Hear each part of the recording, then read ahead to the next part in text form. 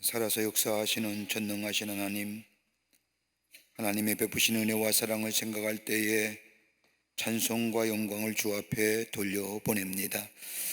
우리의 삶에 어려움과 역경이 있다 할지라도 우리를 구원하시고 우리와 동행하시는 그 하나님의 놀라운 은혜와 은총이 우리 안에 있기에 우리는 넉넉히 이 세상을 이길 뿐만 아니라 우리의 삶을 통하여 하나님의 살아계심을 증거하는 하나님의 백성의 삶으로 살게 하심에 참으로 감사와 찬송을 다시금 돌려보냅니다. 은혜가 넘치게 하시고 감격이 넘쳐나게 하여 주시고, 그래서 주 안에서 늘 승리하며 주님과 동행하는 거룩한 하나님 나라의 백성들이 다 되게 하여 주시옵소서. 저희들을 특별한 은혜 가운데 말씀의 자리에 오게 하심에 감사합니다. 하나님의 생명의 말씀을 듣고 우리 마음판에 새길 때에 그 말씀대로 살아 풍성한 열매가 맺어지게 하여 주시고 하나님의 살아계심을 증거하는 놀라운 역사가 일어나는 이 시간이 되게 하여 주시옵소서. 저희들이 모일 때마다 이 나라와 교회와 그리고 아버지 하나님의 모든 것들을 위해서 하나님 앞에 간절히 간구합니다. 우리의 기도를 들어주시고 응답하여 주시옵소서. 하나님 이 나라 국리를 여겨주시고 참으로 어려운 가운데 참 복잡한 문제들이 많은 가운데 있습니다. 하나님 이 나라 인도하시고 함께하여 주셔서 하늘의 은혜와 하늘의 축복을 받는 나라와 이 백성 되게 하여 주시고 어둠과 죄악의 것들은 다 물러가는 역사가 있게 하여 주시옵소서. 위정자들에게 지혜 주시고 명철 주셔서 이 난제와 난국을 잘 헤쳐나가게 하여 주시고 나누었고 갈리웠고 찢은 이 국민의 마음들을 하나로 모아 새로운 미래를 향하여 나아가게끔 인도하는 위정자들이 되게 하나님 지혜 주시고 명철 더하여 주시옵소서. 화합하고 협력하는 모습이 보여지게 하여 주시옵소서. 아버지 하나님, 한국 교회들마다 부흥의 역사가 있기를 원합니다. 이 어려운 때에, 이 혼탁한 시대에, 아버지 하나님의 진리가 사라지는 시대에 하나님의 교회들이 우뚝 서서 생명 되시고 진리 되시는 예수 그리스도를 증거하는 교회들이 되게 하여 주시사 이 어둠 가운데 빛을 전하며 빛을 증거하며 빛을 제시할 수 있는 아버지 하나님 한국교회가 되게 하여 주시옵소서. 교회에 아버지 하나님의 넘어뜨리는 악한 영들이 너무 많습니다. 사탄의 역사들 다 물러가게 하여 주시고 하나님의 몸된 전 아버지 하나님의 핏값으로 사진 하나님의 교회들이 든든히 서가게 역사하여 주시옵소서. 광림의 재단을 사랑하여 주셔서 70년의 거룩한 역사를 이루어가게 하심에 감사합니다. 올해는 부욕케 하시는 예수의 생명을 전하는 주의 재단 되기를 원하오니 아버지 올해 끝까지 이 안에 이 재단 안에 성령으로 충만케 하여 주셔서 나를 새롭게 하시고 나를 부욕케 하신 예수, 우리 광림의 재단을 부욕케 하시는 예수를 온 열방에 증거하는 주의 재단이 되게 하여 주시옵소서. 기관들마다 부흥의 역사가 있기를 원합니다. 아버지 하나님의 어린이서부터 작년에까지 모이게 힘쓰게 하여 주시며 마지막 때에 아버지 하나님의 패하기를 습관처럼 되지 않게 하여 주시며 열심으로 사모하여 주의 재단에 모여 하나님을 찬양하는 우리 모든 광림의 권속들이 되게 하여 주시며 기관과 부서마다 부흥의 역사가 나타나게 하여 주시옵소서. 선교의 영역이 넓혀지기를 원합니다. 선교의 지경이 넓혀지기를 원합니다. 허락하여 주시옵소서. 아버지 하나님의 속회와 선교회가 든든히 서가게 하여 주시고 교구가 선교구가 부흥하게 하여 주시옵소서. 아버지 하나님 간절히 기도합니다. 어디양 6대주에 있는 광림의 선교지와 국내 선교지마다 함께하여 주셔서 하나님의 거룩한 선교의 역사를 이루어가게 하여 주시며 아버지 하나님이여 해외 선교지마다 하나님 불꽃 같은 눈동자로 지켜주시사 해함이나 상함이 없게 하여 주시며 땅끝까지로 복음의 증인된 사명 감당케 하여 주시옵소서. 하나님 우리의 가정 복되게 하여 주시길 원합니다. 우리의 가정 하나님의 말씀만이 차고 넘치게 하시며 입을 열 때마다 주의 베푸신 놀라운 은혜와 사랑을 감사하며 찬양의 소리가 넘쳐나는 우리의 가정이 되게 하여 주시옵소서. 간구하는 기도의 제목들마다 응답의 역사가 있기를 원합니다. 허락하여 주시옵소서. 하나님의 살아계심이 증거되게 하여 주시옵소서. 아버지 하나님이여, 우리의 자녀들 복된 자녀를 되게 하여 주시며 의인의 우선의 삶을 살아가게 하여 주시며 믿음의 가문을 이루게 하여 주시옵소서. 하나님이여, 우리의 모든 일들마다 하나님이 친히 역사하여 주시사 풍성한 열매로 맺어지게 하여 주시옵소서. 오늘도 주의 말씀을 배우고자 주의 전에 나왔사오니 한 심령에도 기능 왔다 기능 가지 않게 하여 주시며 하나님의 말씀을 들을 때 우리 마음판에 새기며 그 말씀대로 살아 우리의 삶 속에 풍성한 열매가 맺어져 역사하시는 하나님을 증거케 하여 주시옵소서. 하나님께서 이 시간 함께 하시고 영상을 통하여 이 트니티 성경 공부에 참여하니나 저 아버지 하나님이여, 남교회와 북교회와 아버지 동탄 성전에 당신의 거룩한 백성들 위해 하나님 동일한 은혜로 함께하여 주시옵소서. 성령이 함께 하시고 지키시고 인도하여 주실 줄 믿으며 예수님의 이름으로 기도하옵나이다. 아멘.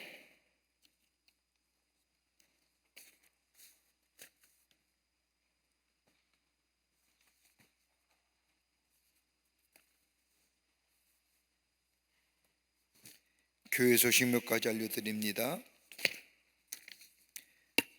다음 주일이 우리나라 고유한 명절인 중추절인데 중추절을 맞이해서 합동 추모 예배 드립니다.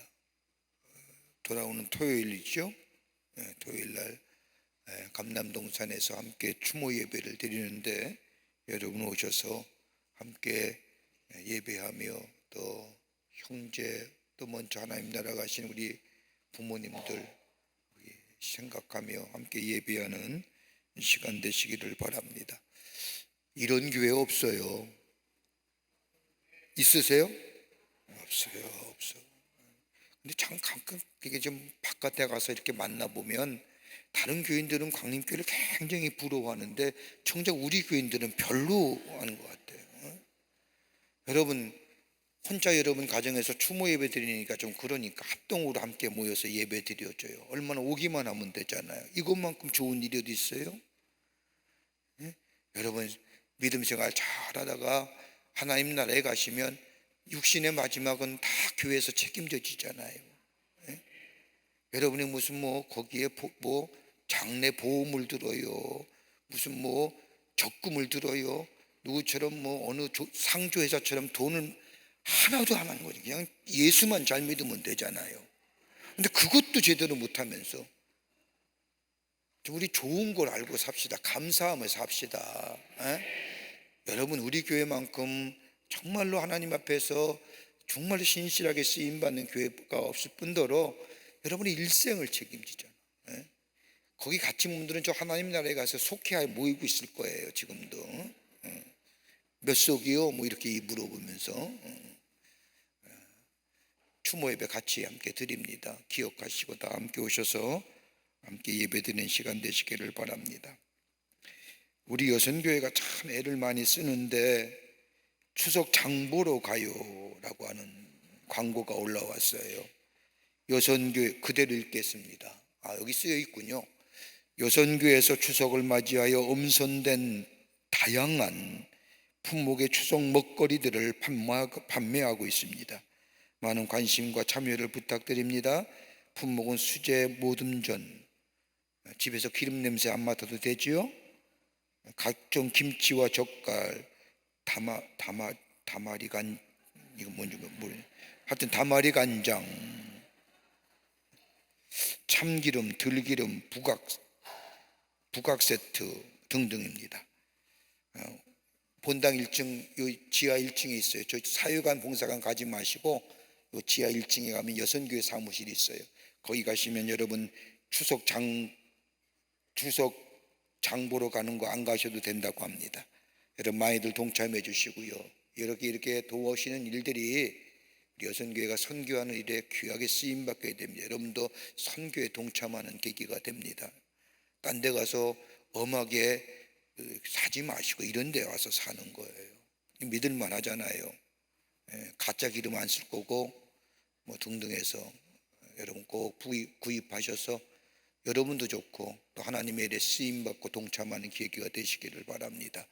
웬만하면 이럴 때는 꼭 제가 밖에 나가서 정문에서 검사하고 싶어요. 샀는지 안 샀는지 이렇게. 꼭 구입하시기를 바랍니다. 성경 암송, 트리니티 성경 암송 우리 담당 전도사님에게 꼭 신청해 주시기를 바랍니다. 성경 암송하겠습니다. 오늘 성경 암송 구절은 잠언서 4장 23절부터 27절까지의 말씀인데 세 분이 신청해 주셨어요.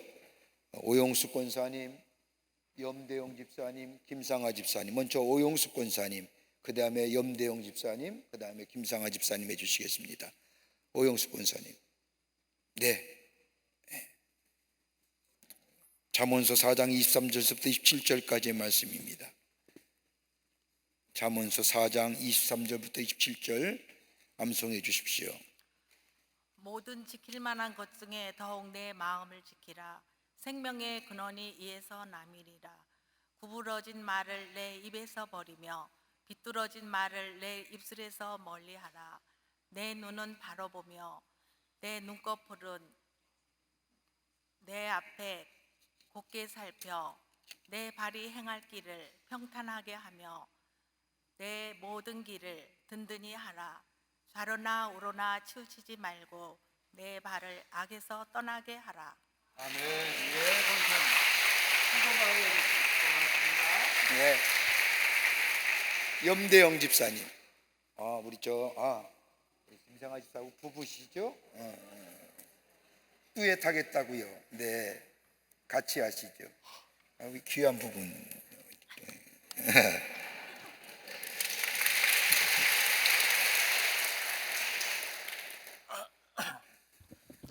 암송했습니다. 모든 지킬 만한 것 중에 더욱 내 마음을 지키라. 생명의 근원이 이에서 남이니라. 구부러진 말을 내 입에서 버리며 비뚤어진 말을 내 입술에서 멀리하라. 내 눈은 바로 보며 내 눈꺼풀은 내 앞을 곧게 살펴 내 발이 행할 길을 평탄하게 하며 내 모든 길을 든든히 하라. 좌로나 우로나 치우치지 말고 내 발을 악에서 떠나게 하라. 잠언 아멘. 4장 23절에서 27절 말씀. 아멘. 예, 감사합니다. 네, 집사님. 네.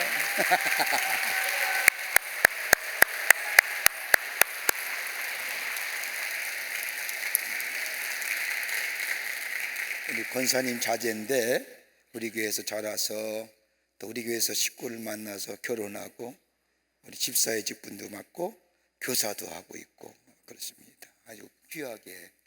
네, 아유 이쁘네요. 우리 요새 젊은 친구들이 우리 교회 많이 나오는데 가장 모범이 되고 믿음 생활 잘해서 참 좋습니다. 감사합니다. 네. 성경 말씀 같이 읽겠습니다. 잠언서 7장, 8장, 9장입니다. 이 잠언의 말씀 우리가 좀 짧은 말씀이기에 다 함께 읽어도 괜찮습니다. 7장서부터 9장 말씀까지 같이 교독하도록 하겠습니다.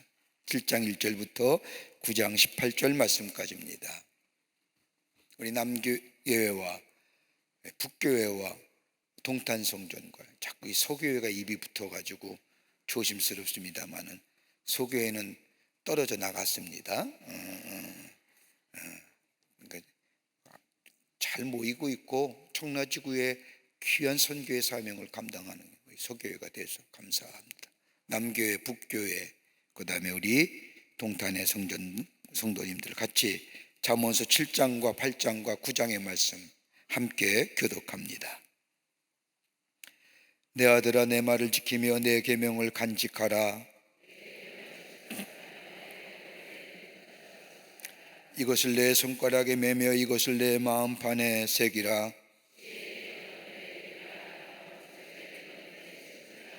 그리하면 이것이 너를 지켜서 음료에게 말로 호리는 이방 여인에게 빠지지 않게 하리라. 어리석은 자 중에 젊은이 가운데 한 지혜 없는 자를 보았노라.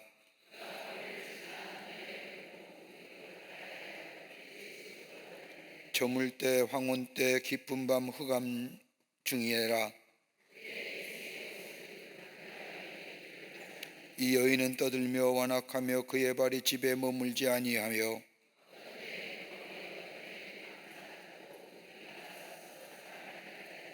그 여인이 그를 붙잡고 그에게 입맞추며 부끄러움을 모르는 얼굴로 그에게 말하되 그러므로 내가 너를 만나려고 나와 내 얼굴을 찾다가 너를 만났도다. 몰약과 침량과 계피를 뿌렸노라.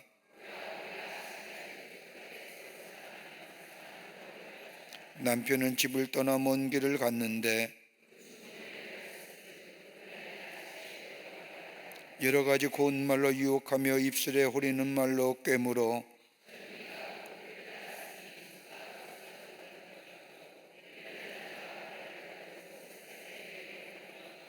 필경은 화살이 그 간을 뚫게 되리라. 새가 빨리 그물로 들어가되 그의 생명을 잃어버릴 줄을 알지 못함과 같으니라. 내 마음이 음료의 길로 치우치지 말며 그 길에 미혹되지 말지어다.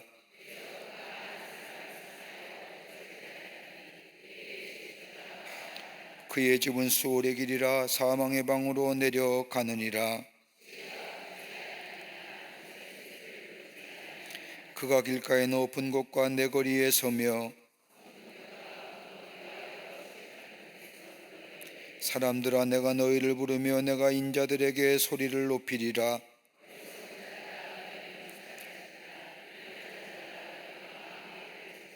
너희는 들을지어다. 내가 가장 선한 말을 말하리라. 내 입술을 열어 정직을 내리라. 내 입의 말은 다 어려운즉 그 가운데에 굽은 것과 패역한 것이 없나니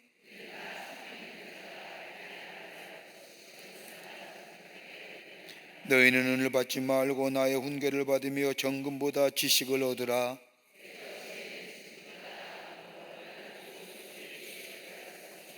나 지혜는 명철로 주소를 삼으며 지식과 근신을 찾아 얻나니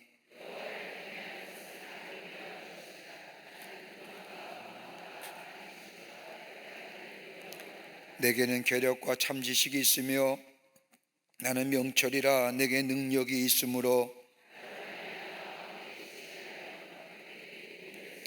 나로 말미암아 재상과 존귀한 자 곧 모든 의로운 재판관들이 다스리느니라.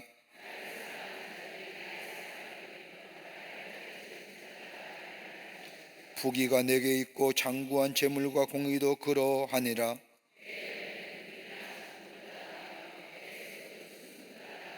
나는 정의로운 길을 행하며 공의로운 길 가운데로 다니나니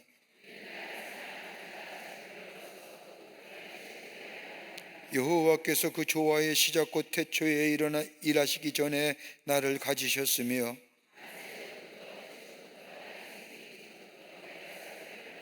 아직 바다가 생기지 아니하였고 큰 샘들이 있기 전에 내가 이미 났으며 하나님이 아직 땅도 들도 세상의 진토의 근원도 짓지 아니하셨을 때라.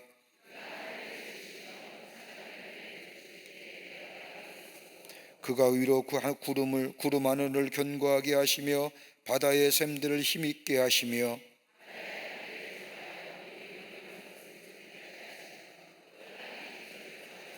내가 그의 곁에 있어서 창조자가 되어 날마다 그의 기뻐하신 바가 되었으며 항상 그 앞에서 즐거워하였으며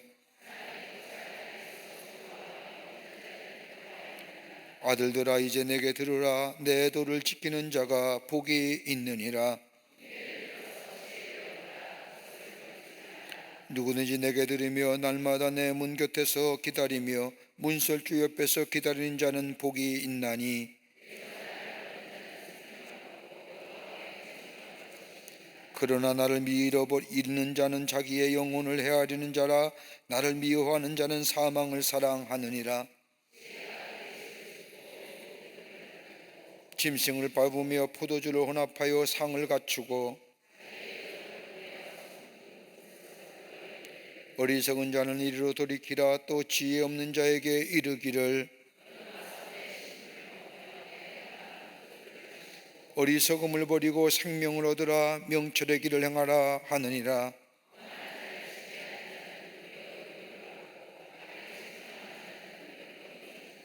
거만한 자를 책망하지 말라. 그가 너를 미워할까 두려우니라. 지혜 있는 자를 책망하라. 그가 너를 사랑하리라.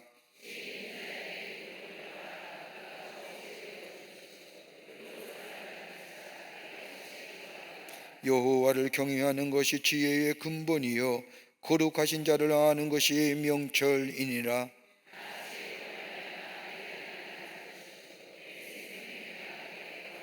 내가 만일 지혜로우면 그 지혜가 내게 유익할 것이나 내가 만일 거만하면 너 홀로 해를 당하리라. 자기 집 문 앞에 앉으며 성읍 높은 곳에 있는 자리에 앉아서 어리석은 자는 이리로 돌이키라. 또 지혜 없는 자에게 이르기를.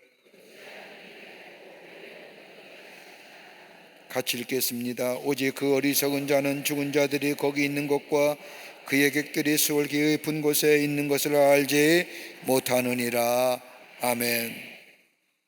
저는 오늘 이 7장, 8장, 9장의 말씀을 읽으면서 7장에 나오는 이야기, 드라마 같은 이야기, 어떻게 이렇게 그 먼 옛날에 쓸 수 있었을까?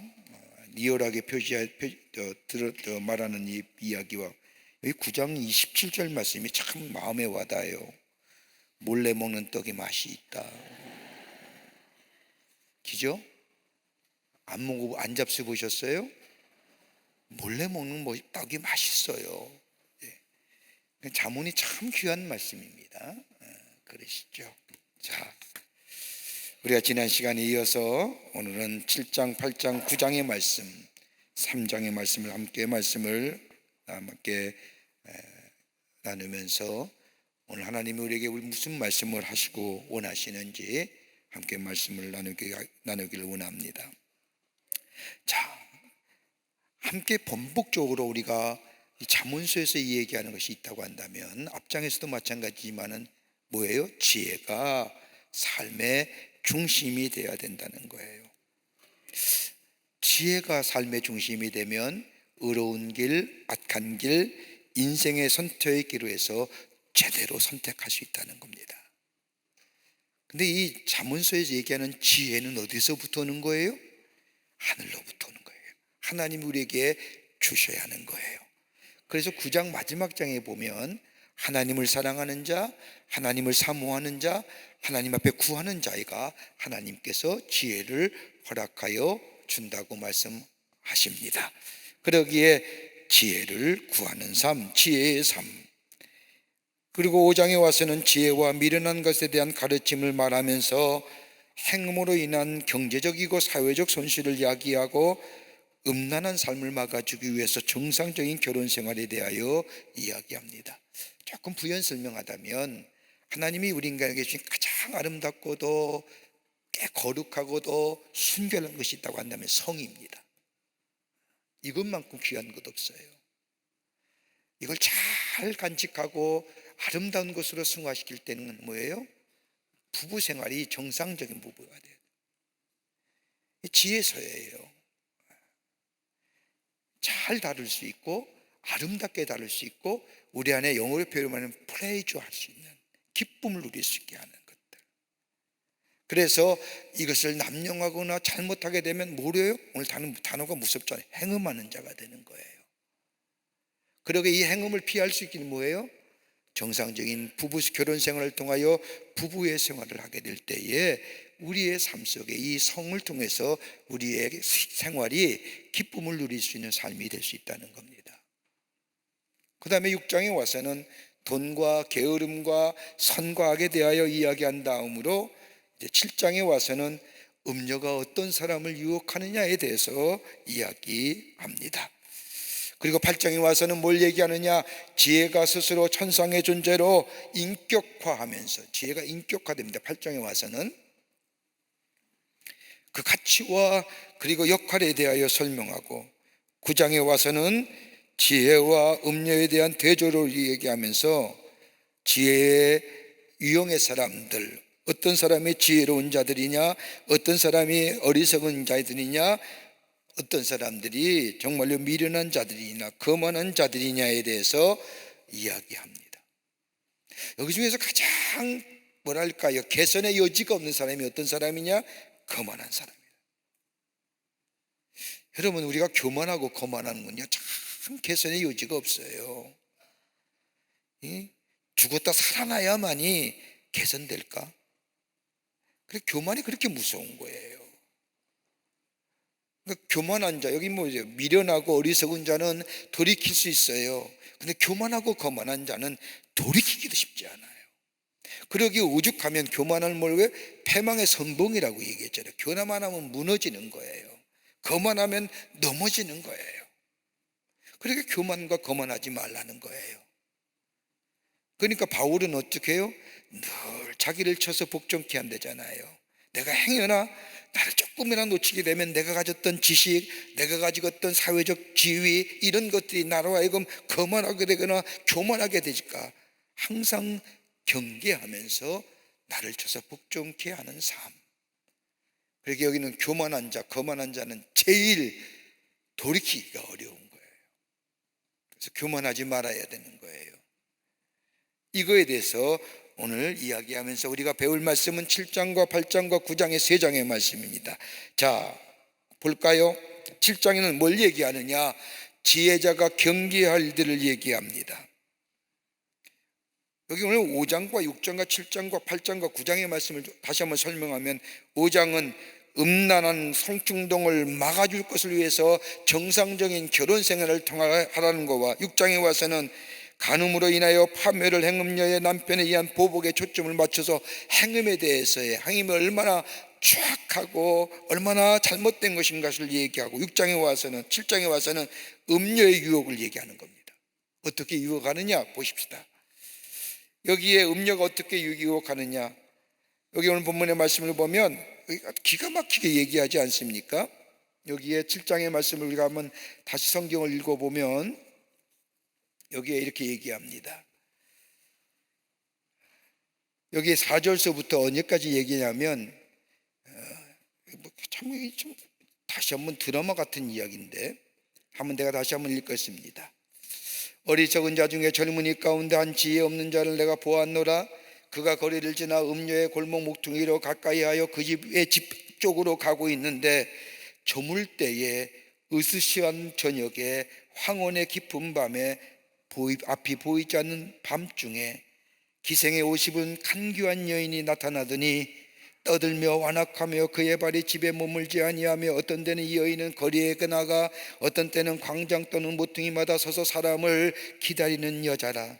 그 여인이 이 젊은 남자를 붙잡고 입을 맞추며 부끄러움을 모르는 얼굴로 그에게 말하되, 내가 화목제를 드려 서운한 것을 오늘 다 갚았노라. 아무 염려하지 말아라. 그리고 내가 너를 맞으려고 나와 내 얼굴을 찾다가 내가 너를 만났노라. 내 침상에는 요와 애굽의 문이 있는 이불을 폈고 모략과 침향과 계피를 뿌렸노라. 오라, 우리가 아침까지 흡족하게 서로 사랑하며 사랑으로 희락을 누리자. 남편은 집을 떠나 먼 길을 갔는데 돈을 많이 가져가서 보름이나 있어야 집에 돌아온다. 성경 그대로 얘기한 거예요. 제가 지어서 한 얘기가 아니라 여기 그러잖아요. 19절 말씀에 남편은 집을 떠나 멀리 길 갔는데 은주머니를 가져갔은즉 보름이니 날이나 지나야 집에 돌아오리라. 자, 보세요. 이런 음료로부터 지켜주는 것이 무엇이 있느냐는 거예요. 여러분, 우리가 세상이 얼마나 악해요? 세상이 얼마나 향락이 넘쳐나요? 제가 얼마 전에 일부 예배 때 그런 얘기 드렸습니다만, 제가 얼마 전에 미국에 회의 갔다 오다가 그 한인 부모님들, 그 한인교회 다니는 부모님들을 만나서 이야기하는 가운데, 예전만 해도 그 외국에 사는 부모님들이 갖는 자녀를 위한 기도 제목이 첫 번째 뭐냐면 동성애에 관한 문제였답니다.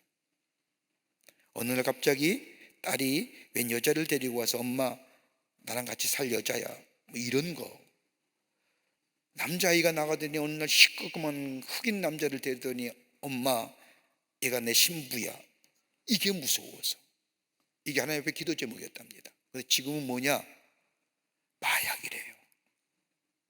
마약이요. 여러분, 할로윈 대회라는 게 뭐예요? 이게 옛날에 내려오는, 우리나라처럼 무슨 이상한 곳에 가서 흥분하고 광문하는 게 아니라 캔디 나누어주는 거예요. 이게 애들의 문화적인 건데, 요즘에는 할로윈 데이를 안 한대잖아요. 왜냐하면 사탕을 집어주면서 그 사이에 마약을 준대요. 그래서 부모가 집에서 사탕을 모아오면 그걸 다 검사한대잖아요. 지금의 가장 큰 문제가 뭐냐? 마약이 광범위하게 펼쳐 있다는 거예요. 그러니까 보세요, 행음이나 이런 것을 넘어서서 지금 인간의 향락과 쾌락이 극을 이루는 거예요. 여러분, 우리나라도 예외는 아니죠? 얼마나 마약이 많이 성행해요. 여기에는 뭘 얘기하느냐? 음행을 얘기하는 거예요.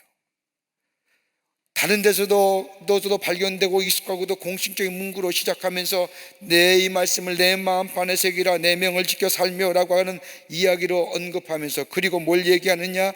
지혜로운 교훈이, 지혜로움이, 하나님의 말씀이, 지혜가 음녀와 이방 계집에서 지켜줄 것이라는 것을 이야기하고 있습니다.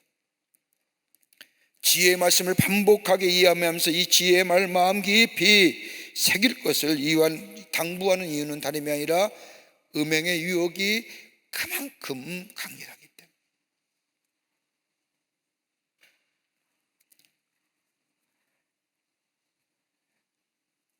여러분, 말씀을 많이 들어도요, 그 말씀이 내 삶 속에 습관화되지 아니하면 아무런 소용이 없습니다. 하나님의 말씀을 많이 들었다 할지라도 그 말씀이 내 삶 속에 실천화되지 아니하고 실제화되지 아니하면 열매가 없는 겁니다. 오늘 여기 젊은 아들을 얘기하면서, 아마도 이 솔로몬은 자신의 젊은 아들을 얘기하면서 내 아들아, 이 말을 내 마음판에 새겨라, 내 명령을 지켜 살라. 세상에는 너무너무 행음한 것들이 너무 많은데 이것을 지킬 수 있고 내 자신을 지킬 수 있는 것은 다름이 아니라 지혜가 있어야 된다. 지혜의 교훈이 내 삶 속에 실제화되고 실천화되고, 그럴 때의 열매와 맺어지게 될 때 너를 내 자신으로부터 지킬 수 있는 일이라고 하는 거예요. 그러면서 뭐라고 얘기합니까? 내 계명을 지켜 살며 내 법을 내 눈동자처럼 지키라. 이것을 내 손가락에 매며 내 마음판을 새기라. 여기에 유독 하나님의 지혜의 말씀이 지혜서를 가리고 뭐라고 비유하느냐? 눈동자라고 얘기합니다. 또 나와서는 뭐예요? 손가락이라고 얘기합니다. 여러분, 눈동자가 뭘까요? 보는 거예요. 여러분, 눈만큼 소중한 게 어디 있을까요? 여러분, 눈만큼 소중한 게 어디 있을까요? 나이 들면서 가장 힘든 게 뭐예요? 앞이 안 본다는 불편함이잖아요. 요새 눈에 대한 병도 많더라고요. 녹내장, 백내장, 황황성 병경, 눈에 대한 질병들이 얼마나 많아. 이거 걸리면 얼마나 보는 것에 불편함을 느껴요? 눈동자가 없으면 세상이 암흑처럼 보인 거잖아요. 눈동자는 인체에서 가장 민감하고도 특별한 부위입니다. 볼 수 있고, 그리고 뭐요? 확인할 수 있고, 그리고 물실체를 우리가 정식으로 형상화한 걸 볼 수 있게 하는 거잖아요. 지혜를 마치 눈동자처럼 가장 민감하고 가장 소중하고 가장 중요한 것으로 우리가 눈동자를 생각하듯이, 하나님의 말씀이 지혜의 말씀을 가장 소중하고 가장 귀한 말씀으로 아끼고, 그리고 붙잡아야 할 것으로, 봐야 할 것으로. 손가락은 뭘까요? 손가락 의미는 뭘까? 행동하는 거예요. 다시 말하여 하나님의 말씀을 내 삶 속에 실천하면서, 내 삶 속에 실제하면서 그것을 확실하게 확연해 보게 하라는 거예요. 그러니까 지혜의 말씀이라고 그냥 듣는 것으로 만족하는 것이 아니라, 듣는 것으로 그냥 기뻐하는 것이 아니라, 듣는 것으로 마음의 위로하면서 하는 게 아니라 중요하게 여기라는 거예요. 중요하게 할 뿐만 아니라 행동으로 옮겨야 된다는 거예요. 그래야 악을 이기고 음행을 이길 수 있다고 하는 거예요.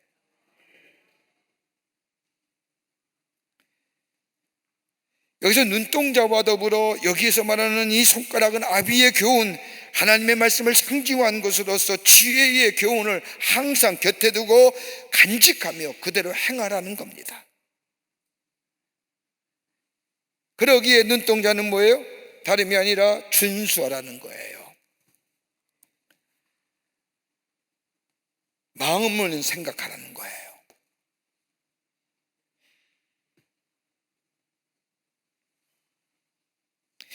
여러분, 이스라엘 백성들은요, 우리가 신명기의 말씀을 보면 쉐마, 들으라고 얘기하지 않습니까? 쉐마, 하나님의 말씀을 들으라고 하면서 그 율법을 쉐마, 율법을 가죽으로 된 줄로 이렇게 새겨가지고 손이나 이마에 메고 다녔습니다. 하나님의 말씀을 그냥 듣는 것으로 족한 것이 아니라 말씀을 손목에 매며 이마에 붙이며 이마에 이 얘기입니다. 다름이 아니라 손에 맬 때는 왼팔과 가운데 손가락을 7번씩이나 감았대요. 그러니까 얼마나 말씀을 가까이 하라는 하나님의 율법의 말씀.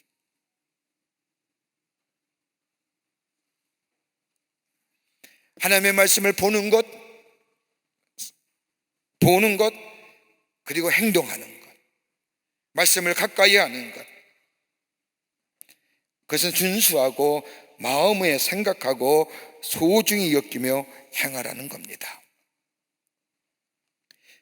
그러면서 여기 성경 말씀을 보면 지혜에게는 누이라고 이르며 명철에게 친족이라고 하라고 얘기합니다. 무슨 말일까요? 여러분, 누이라는 게 사랑하는 아내를 얘기하는 애칭입니다. 여기서는 순수하고도 신실한 사랑의 대상인 신부와 같을 것이며 음녀나 이방계집과는 대조를 이룬다. 친족은 특별한 친분관계에 있는 사람으로 명철을 가까이 한다는 의미입니다. 그러니까 여기서 말하는 누이는 신부같이 사랑할 뿐만 아니라 명철은 가까이 한다. 여러분, 명철은 어떤 걸까요? 명철의 의미가요, 판단력과 통찰력을 얘기하는 겁니다. 다른 말로 말하면 지혜를 가족 공동체와 같은 같이 혈족의 신뢰와 친분의 관계로 유지하라는 겁니다. 가깝게. 하나님의 말씀을 가깝게 여기는 거예요. 그럴 때에 너를 지켜 음녀에게로 말로 오리는 이방 여인에게 빠지지 않을 것이라고 얘기합니다. 여러분, 바울도 그랬잖아요. 믿음의 아들 디모데후서 2장 22절의 말씀을 보면 청력의 정욕을 피하라고 말할 뿐만 아니라 기스편 기자는 청년이 주의 말씀을 따라 삼가하는 것이 뭘 깨끗해요? 행실을 깨끗게 하는 비결이랍니다. 여러분, 젊은이들에게만 얘기하는 것일까요? 아니에요. 우리의 삶도 마찬가지예요. 정욕을 피하며 행음을 피하며 우리의 행실을 깨끗게 하는 것이 뭐예요? 하나님의 말씀을 가까이 하는 거예요. 그 말씀이 뭐예요? 지혜이기 때문이에요. 그러기에 하나님의 말씀이 옳고 그름을 분명하게 분별하게 해줄 뿐만 아니라 하나님의 말씀을 통하여 얻는 기쁨이 육체의 정욕을 따라가지 않도록 막아주기 때문입니다.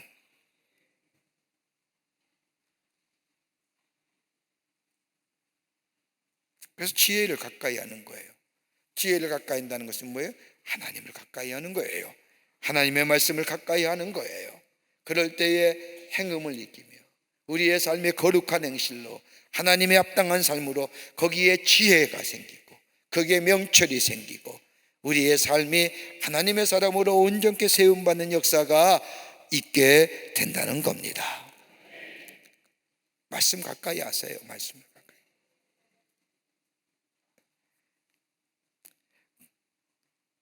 그러면서 6절부터 23절의 말씀을 보면 음녀에 미혹된 어리석은 젊은이에 대한 이야기를 합니다. 아까도 우리가 같이 책을 읽었는데 여기서 지혜가 없는 젊은이가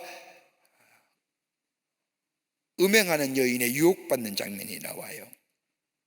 어떻게 이렇게 리얼하게 마치 드라마를 보듯이 이렇게 얘기할 수 있을까?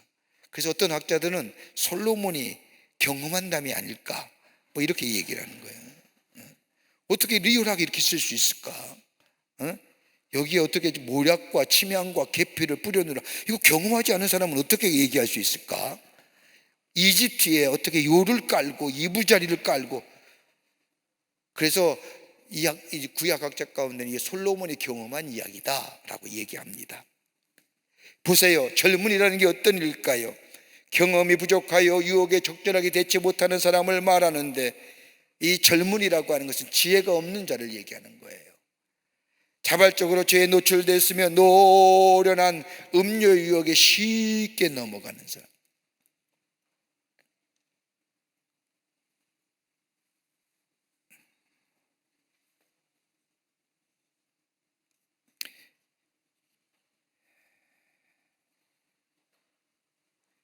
여기 성경 6절부터 23절까지 얘기하는 이 음료라고 하는 의미는 다른 성경의 원문을 보면 기생이라고도 얘기하고 히브리의 원전을 보면 자나라고 표현되는데 종교적인 배교자를 또 의미하기도 합니다. 하나님 이외에 다른 신들을 섬기는 자들. 그러니까 우리가 단순히 음욕에 넘어가는 것이 아니라 다른 신, 우상을 섬기는, 이방신을 섬기는, 저 다른 신기는 섬기는 자들의 꾀임에 빠져서 넘어가는 자. 이게 뭐예요? 지혜 없는 자, 젊은이들이. 여러분, 요새 얼마나 이단 사설이 많아요? 이단 사설이 얼마나 많아요? 여기 넘어가는 사람들이 얼마나 많아요? 그나마 코로나 때문에 신천지가 드러나서 요새 신천지에 대한 위험성은 알지만 꼭 신천지만 있어요? 이단 사설이 얼마나 많아요? 여기에 꾀임에 넘어가는 사람, 물불을 못 가린 사람이 있어요. 예수 오래 믿어도 가만히 보면요, 하나님이 내게 주신 은혜에 대한 감사와 감격이 없으면, 기쁨이 없으면요, 이상한 거 찾아요. 그래서 예수를 오래 믿은 사람이 쉽게 뭐예요? 신앙의 열정도 사라져, 뜨거움도 사라져, 은혜도 없어, 기쁨도 없어, 감격도 없어, 감사가 없을 때 뭐예요? 이방에 대한 얘기를, 이단 사설에 대한 혹하는 얘기, 거기에 쉬 넘어가요. 뭐가 없게요? 지혜가 없게. 오늘 단순히 음욕에 대해서 얘기하는 것이 아니라 여기서 말하는 기생, 음녀를 성경 원어대로 얘기하면 자나라고 얘기하는데, 이 자나의 뜻은 뭐예요?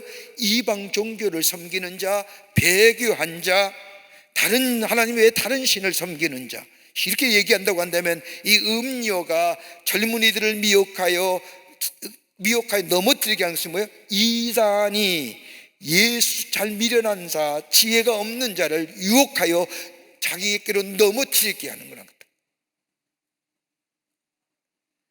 뭘로 이길 거예요? 그 얘기하면 지혜가 있어야 된다. 여러분, 젊은이는 경험이 부족하고 경솔하지요? 그 지혜가 부족한 자에게 음료의 간교한 수책 보세요. 오늘 이 말씀 보면 안 넘어갈 사람이 어디 있을까요?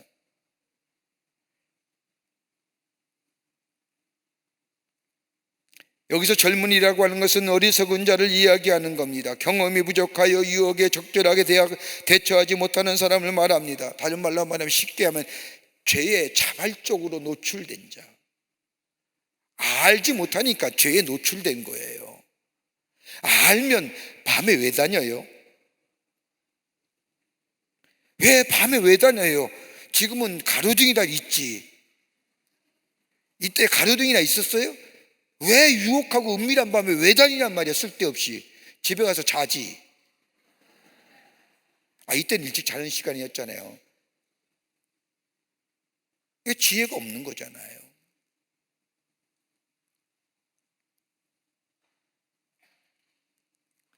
여러분, 리차드 포스트라고 하는 영성학자가 쓴, 요새 다시 한번 제가 책을 읽는데 돈과 섹스와 권력이라는 얘기가, 책이 제목이 있어요. 그 책을 보면 이 세 가지는 그냥 독산적으로 떼어서 생각하는 것이 아니라 다 연관되어 있다는 거예요. 돈은 권력을 말하며, 섹스는 권력을 얻기 위한 수단으로 사용되며, 권력은 최상의 최음죄라는 거예요. 그러면서 그에 뭐라고 얘기했느냐, 이 성은 가난한 자에게는 휴일이에요. 그런데 가난한 여인에게는 재앙이라는 거예요. 참 음미하는 말이죠. 요즘 시대는 또 이것도 아니죠. 용서하십시오. 제가 얼마 전에 책을 보다가 놀랄 만한 일을 나봐요. 이런 얘기를 해도 뭐하지만, 우리나라의 가임 여성 가운데 10명 가운데 3명이 서비스업에 종사한다는 거예요. 얼마나 무서운 얘기예요. 옛날처럼 가난한 여인에게 있어서 성이 재앙이라고 하는 시대가 아니라는 거예요. 그런데 옛날에는요, 성이라는 개념이 어떤 거예요? 사랑의 영속성과 신의를 다져온 오랜 개념과 성서적인 개념을 가지고 있었는데 지금 다 어줍게 됐다는 거예요.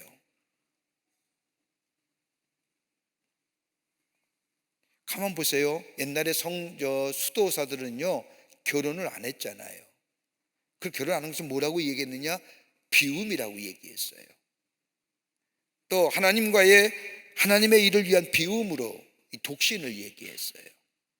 그만큼 성이란 개념이 우리에게 기쁨과 또 감사와 행복을 가져다 주는 건데, 이걸 포기하는 거예요. 하나님 앞에서 비우는 거예요. 근데 요즘 그렇게 아니잖아요. 이 신성하고 아름다운 것이 뭐예요? 향락의 도구로 떨어졌잖아요. 이걸 분간할 수 있는 게 뭐냐 말이에요. 이걸 넘어설 수 있는 길이 뭐예요? 지혜예요. 지혜는 어디 있어요? 한결같이 9장 앞장에 가서 뭐라고 얘기해? 여호와를 경외하는 것, 하나님을 경외할 때에 지혜가 우리가 생기고, 지혜는 어떤 거예요? 선과 악을 분별하고 바름과 옳음을 구별하고 이걸 해준다는 거예요. 자, 오늘 여기 6절서부터 보면 아버지는 창문을 통해 한 젊은이가 제 발로 음료를 찾아가는 것을 목격합니다. 한 젊은이가 음료가 사는 집 쪽으로 갑니다. 어리석은 자가 의도적으로 사람이 많은 거리를 지나 사람이 없는 은밀한 장소, 어두운 곳, 여러분 어둡고 은밀한 곳은요 웬만하면 가지 마세요. 웬만하면 거기에 좋은 일이 없어요. 좋은 일이 없어요. 그래서 뭐예요? 음행의 범죄는 은밀하게 이루어지는 거잖아요. 어느 때요? 저물 때, 황혼 때, 깊은 밤 중, 흑암 중에. 다시 말한다면 뭐예요? 어두움은 죄의 세력을 얘기하는 거예요. 동시에 뭘 가리켜요? 파멸을 가리키는 거예요. 그 다음에 10절과 12절의 말씀은 음료가 젊은이를 맞이하는 모습이 나와요. 얼마나 간교한 여인인지 모릅니다. 여러분, 이 기생이 입은 옷을 가만히 이렇게 보면요, 옛날 이방신전에 창녀들이, 몸을 파는 여인들이 입었던 옷과 유사한 거예요.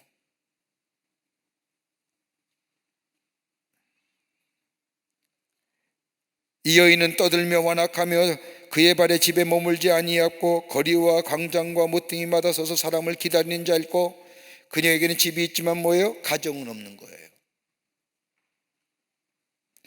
자신의 성적 욕구만을 충족시키기 위해 그 대상을 찾아 실습이 드러날 뿐만 아니라 이런 음료 유혹에 빠진 결과는 비참한 뭐가 맞아요? 파멸을 맞이한다는 거예요.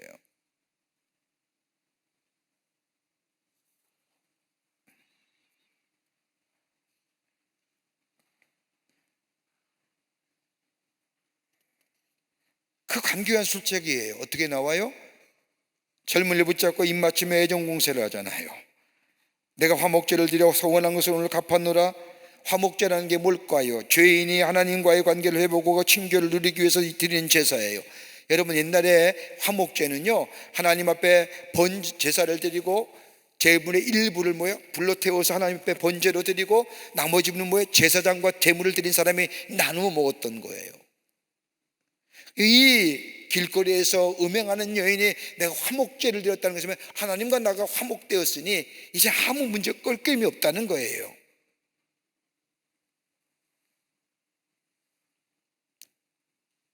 죄를 지어도 화목제를 드렸으니 꺼리낌이 없다는 것은 또 죄를 지어도 또다시 화목제를 드리면 된다는 거예요. 하나님의 거룩한 제의이신 화목제를 자신의 정욕을 채우기 위한 도구로 전락시키는 거예요. 이게 음행하는 자. 그러면서 뭘 얘기해요?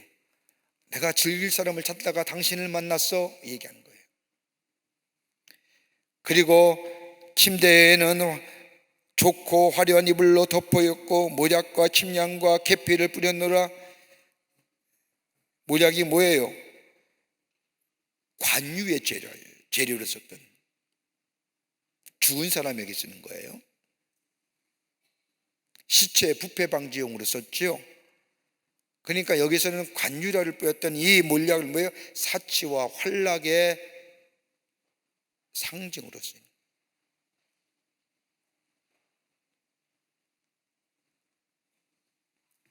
계피, 여기에 또 침향은 뭐예요?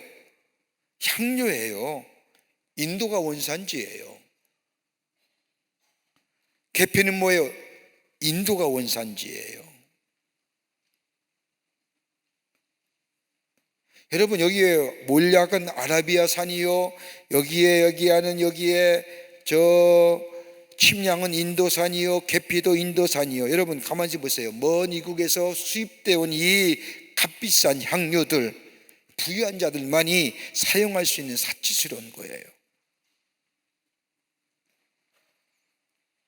여기에 취해서 아침까지 사랑을 나눌 수 있다는 거예요. 남편은 집에 없어요. 돈 가지고 나갔으니 오래 있다 올 거라고 얘기해요. 여러 가지 말로 유혹하는 거예요.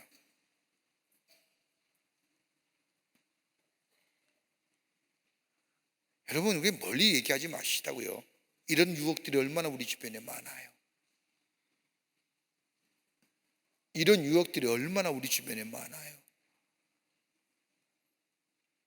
신문에 가끔 보는, 뉴스에 보는 이야기들 가만히 보십시오. 노래도 있잖아요. 애인이 있어요 얘기하잖아요. 그 노래 듣고 내가 얼마나 화들짝 놀랐는지. 그 노래 부른 여자가 우리 젊은이들에게 얘기할 이 노래 제목일까요?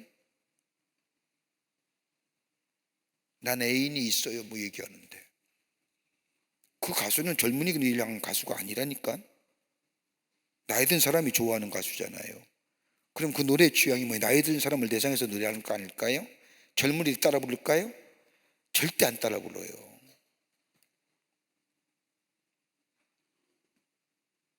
얼마나 우리 주변에 우리를 넘어뜨린 악한 것들이 많아요. 근데 이 얘기는요, 가장 우리의 삶에 있어서의 치명적인 것들이에요.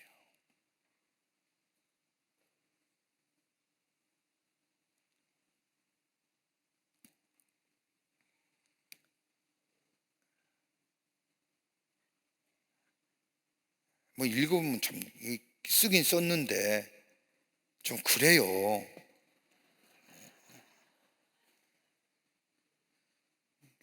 거시기 한 거예요. 거시기. 이 젊은 어리석은 자, 지혜가 없는 자, 외부의 유혹에 무방비 상태로 열려져 있는 상태, 이 어리석은 자가 젊은이 이 음료를 따라가서 맞이하는 비참한 결과가 뭐예요? 마치 소가 도살장으로 끌려가는 것과 같다는 거예요. 죽음을 알면서도.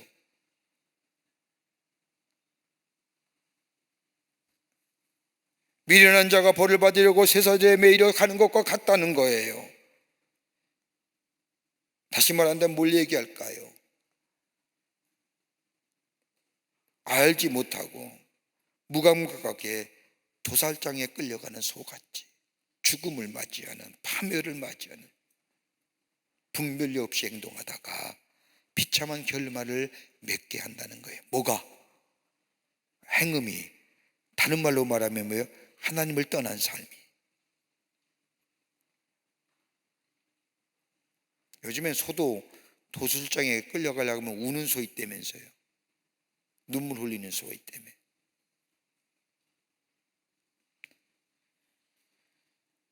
덫에 걸려든 사슴처럼 눈앞에 덫을 모르고 먹이를 먹으려다가 올가미에 걸려드는 모습처럼 음행하는 자들은 그 결과에 대해서 생각하지 못하고 분별 없이 행동하다가 비참한 결말을 맺게 되는데, 화살이 간을 뚫게 되리라. 새가 빨리 그물에 들은 것 같이 생명을 잃게 되리라.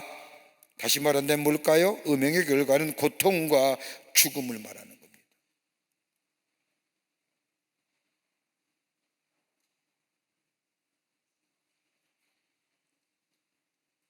곧 뭐예요? 심판이에요. 하나님의.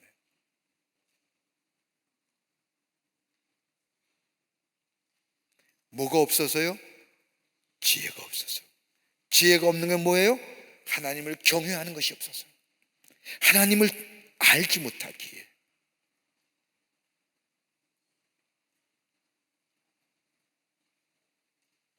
하나님의 살아계심을 우리가 늘 생각하고 살면 이 일이 가능할까요?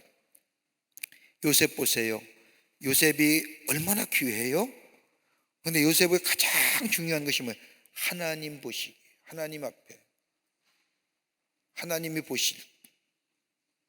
그 보디발의 유혹도 넘어가잖아요. 하나님 보신다는 생각. 하나님을 늘 염두에 생각하며 사는 사람은요, 내 삶을 얼마든지 언제든지 절제할 수 있는 거예요. 내가 스스로 절제하는 게 아니라, 여러분, 인간의 이성과 경험과 어떤 생각들은요, 다른 그보다 더 강력한 것에 넘어질 수밖에 없는 거예요. 그러나 살아계신 하나님 앞에 서 있는 자, 하나님을 의식하며 사는 자는요, 유혹을 넘어설 수 있고 어떤 것도 넉넉히 이겨 승리할 수가 있다는 거예요. 자, 그러면서 24절에 와서 뭐예요? 얘기하지요. 내 아들아, 내 아들아, 잊어버리지 말고 내 말에 주의하라고 얘기합니다. 이제라고 하는 것이 뭐예요? 강조하는 거예요. 항상 깨어있는 것을 얘기합니다. 아들들아라고 하는 것은 여기에 1절에는 아들아라고 표현되었지만 여기는 아들들이라고 복수로 얘기하는 것은 뭐예요? 다름이 아니라 음행의 범죄는 어리석은 한 젊은에게만 국한된 것이 아니라 모든 사람들이 빠지기 쉬운 보편적인 거예요.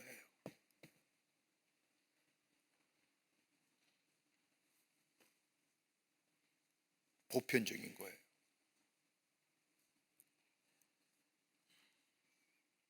잊지 말라는 거예요. 그러면서 얘기합니다. 내 마음이 음녀의 길로 치우치지 말며 그 길에 미혹되지 말지어다. 여기서 음욕이라는 게 육신의 정욕의 축구에 열한이 되어 있지 말며 기만하며 비성정적이며 불안정하며 여호와의 신앙을 무시하고 불신이 가득하며 공동체의 도성에 심각한 해를 끼치는 길을 그 길에 미혹되지 말라는 거예요. 여러분, 꼭 음행만 얘기하는 게 아니라 이단에 넘어가는 일, 거짓 증거하는 일, 이걸 나중에 바울이 로마서에서 얘기하잖아요.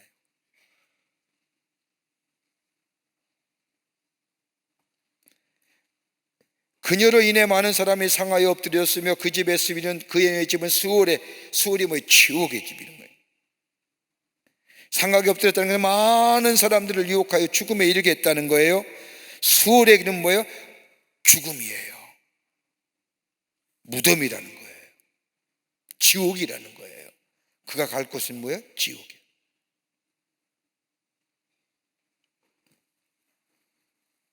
그러니까 여러분, 유혹하는 것도 문제지만 유혹에 넘어가는 것도 문제잖아요.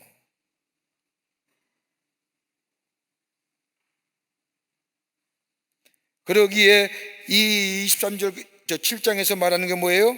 다름이 아니라 지혜자는 마음을 조금도 하나님 말씀에 벗어나지 않도록 주의할 뿐만 아니라 음행의 결과는 죽음이라는 것을 알고 더욱더 근신하여 깨어 분별할 수 있어야 돼요. 뭐가 있어야 돼요? 지혜가 있어야 돼요. 지혜가 있어요. 지혜는 어떤 거예요? 하나님을 경외하는 것이 지혜잖아요. 그러니까 하나님을 경외하는 마음이 있으면 이걸 넘어설 수 있다는 거예요. 이 유혹을 이길 수 있다는 거예요.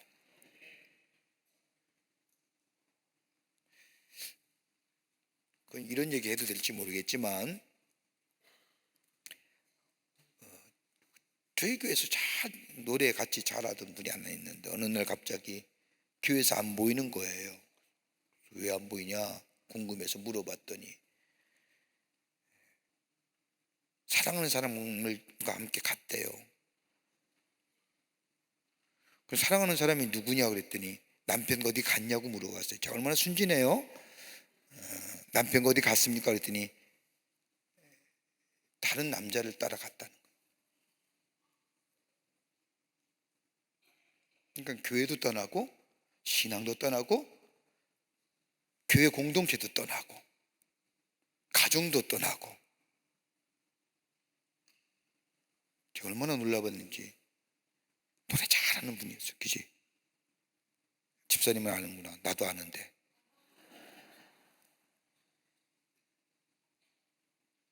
그러니까 이게 넘어가면요 다 무너져요. 별거 아닌 것 같죠? 인간의 쾌락이 별거 아닌 것 같죠? 그거 뭐 쾌락 즐기는 건데 뭐 잠시 플레이죠 하는 건데.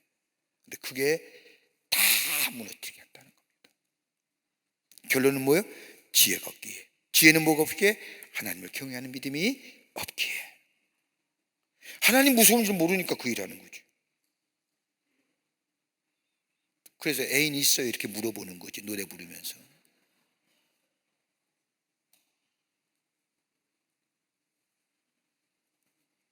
우리가 다 그런 분이 아닌 줄 믿습니다. 왜? 깨워서 듣고 있어야지, 알고 있어야지. 그러면서 8장에 와서는 영원한 생명을 주는 지혜에 관해서 이 지혜자가 얘기합니다. 지혜가 주는 온전한 혜택과 더불어 영원한 생명의 효과에 대하여 말하고 있는데, 어떻게 보면 자문이 전체적으로 지혜에 관하여 주는 토대라고 얘기할 수 있는 거예요. 자, 보십시오. 1장부터 7장까지는 지혜의 대변인인 스승, 현자, 아버지, 지혜의 자손이라고 불리는 본장은 지혜가 스스로 2인칭 시점에서 설명하고 있지만, 이스라엘뿐만 아니라 고대 근방지방에서 말하는 지혜를 의인화하는 것이 일상이었어요. 그러나 이스라엘과 다른 종교와의 차이점이 있다고 한다면, 대부분의 사회가 지혜를 신격화했지만 이스라엘 경우는 지혜를 하나님의 뭐예요? 창조물로 생각, 피조물로 생각.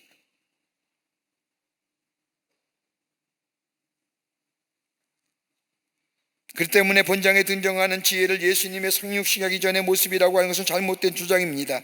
예수님은 하나님의 피조물이 아니기 때문입니다. 그러니까 지혜조차도 하나님의 피조물인 거예요.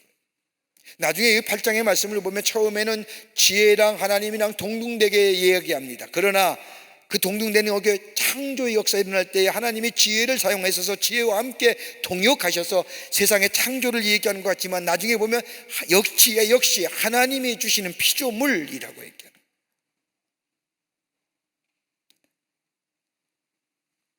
어떻게 8장이 되어 있느냐? 8장에 가만히 말씀을 보면 여기에 지혜에 대하여 윤리적인 것과 도덕적인 차원만 다루는 것이 아니라 삶에 있어서의 필수적인 부분을 얘기하는데, 여러분 여기에 8장의 말씀을 보면 1절부터 5절까지는 지혜의 부름을 얘기하며, 6절부터 11절까지는 지혜의 덕목을 얘기하며, 12절부터 21절까지는 지혜의 대가를 얘기하며, 22절부터 26절까지는 지혜의 창세 이전에 존재한 지혜에 대하여 얘기하며, 27절부터 31절까지는 창조 당시의 지혜의 역할을 얘기하고, 마지막 절에 와서는 지혜 요청과 약속을 얘기하는 거예요. 이게 이 8장에 와서는 지혜에 관하여 얘기하기를 6단계로 걸쳐서 덕목과 부름과 덕목과 대가와 존재와 역할과 약속에 대해서 얘기하는 겁니다. 그러니까 이 잠언서의 지혜서에 있어서의 가장 토대가 되는 말씀이라고 해도 과언이 아닙니다.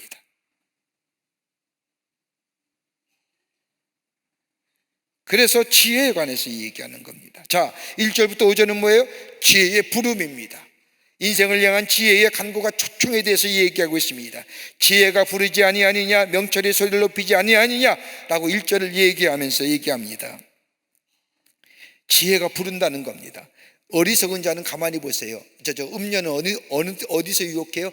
은밀한 것, 어두운 것, 캄캄한 것, 그늘진 것, 으슥한 곳. 그런데 지혜는 어디예요?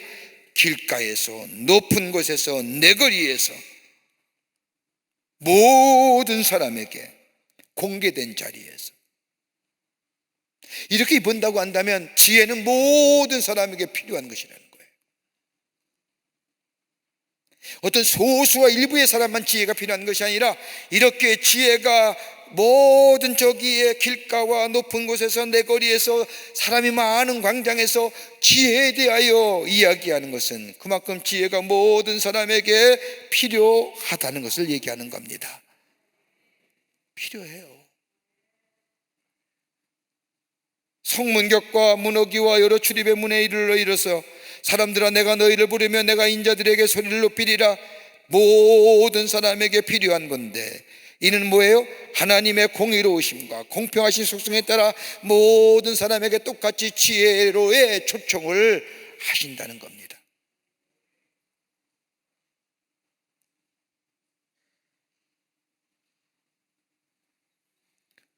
그러면서 얘기하잖아요. 어리석은 자들아, 너희는 명철할지니라. 미련한 자들아, 너희는 마음이 밝을지니라. 어리석은 자들, 하나님을 모르는 자, 하나님의 불순종하는 자, 미련한 자를 이성적으로 우둔한 자.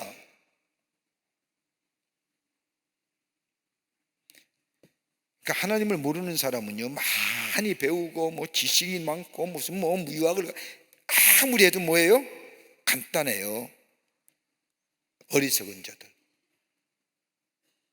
여러분은 뭐예요? 지혜로운 자예요. 왜 아멘 안 하세요? 공부를 많이 해도 하나님 모르면 뭐예요? 에휴, 미련한 것들. 여기 할 말이 없는 거예요. 그러나 좀 더 적게 배우고, 용서하십시오, 우리가 다 가방끈이 다 길진 않잖아요. 그래도 우리 하나님을 경외하기에 뭐예요? 우리는 뭐예요? 지혜로운 자. 그러니까 차원이 다른 거예요. 예수 믿는 거와 예수 안 믿는 거거든요. 여러분, 지도력이 리더십에 관한 얘기를 많이 합니다. 리더십은 인간이 사회가 만든 때부터 가장 필요한 것이 뭐 몇 가지 얘기한 가운데 하나입니다. 인간의 리더십, 지도력입니다. 근데 지도력 가운데 여러 가지 지도력이 있죠. 그 가운데 하나가 뭐냐면요, 포지셔널 리더십이 있습니다. 그 지위가 주는 지도력이에요. 그러니까 여러분, 하루아침에 어떤 사람이 사장이 됐어요. 그럼 사장이 갖는 그 지위가 주는 리더, 그의 인격이나 그의 성품이 리더십을 세워주는 것이 아니라 그 포지션이 지도력을 만들어주잖아요. 명령하면 지키잖아요. 우리가 하나님에 대해서 어떤 귀한 경험이나 영적인 체험이나 내가 중생의 체험이나 내가 매일매일 구원의 감격 속에 내 안에 기쁨과 감사와 감격이 그렇게 살지 못한다 할지라도 내가 예수 믿는 순간 예수 믿는 사람으로 주시는 하나님의 내게 포지션이 있는 거예요. 그게 뭐예요? 지혜. 여러분, 지혜로운 자라니까요. 아멘 안 하면 아니라는 거예요. 지혜로운 자, 하나님 믿음으로써 주시는 줄. 그렇게 미련한 자들은 이성적으로 우둔한 자, 음녀는 미련한 자들의 어리석음을 이생제물로 삼았지만 지혜는 어리석은 자와 미련한 자에게도 온전한 치유와 주고 지혜를 얻게 한다는 겁니다. 그러면서 6절서부터 여기 21절까지는 뭐에 대한 얘기를 하느냐, 지혜의 덕목과 대가에 대해서 얘기합니다. 자, 지혜의 가치에 대한 선언을 21절까지 얘기하는데, 여기 가만히 보면 지혜는 자신의 말을 4가지 적극적이고 3가지 소극적인 것으로 7가지로 얘기합니다. 자, 보십시오. 너희는 들을지어다 내가 가장 선한 것으로 말하리라, 내 입술 위로 정직을 내리라 하면서 3가지의 소극적이고 4가지의 적극적인 지혜의 모습을 얘기합니다. 자, 뭐 볼까요? 적극적으로는 선함과 정직과 그 다음에 진리와 그리고 도덕적인 거예요. 지혜가 있을 때에는 우리에게 뭐가 있어요? 선함이 있어요, 정직함이 있어요, 도덕적으로 올바름이 있어요, 진리가 있어요. 지혜라고 하는 것을 의인화시키고 이걸 심볼릭화되니까 잘 이해가 안 되죠. 하나님이 내 안에 계시면 뭐가 있어요? 내 안에 선함이 있어요. 왜? 하나님의 성품이 내 안에 임하잖아요. 내 안에 정직함이 있어요. 하나님 보시기에. 내 안에 진리가 있어요. 하나님의 말씀이 내 길의 등이요 내 길의 빛이라고 얘기한 것처럼 진리의 말씀이 내 안에 있어요. 그리고 그 안에 뭐 있어요? 도덕적으로 윤리적으로 올바름이 있어지게 되는 거예요. 이게 우리 안에 있는 거예요. 그 다음에 지혜가 우리 가운데 있으면 소극적인 면에 뭐가 있어요? 악을 미워하게 돼요. 굽은 것이 없어요. 패역한 것이 없어요.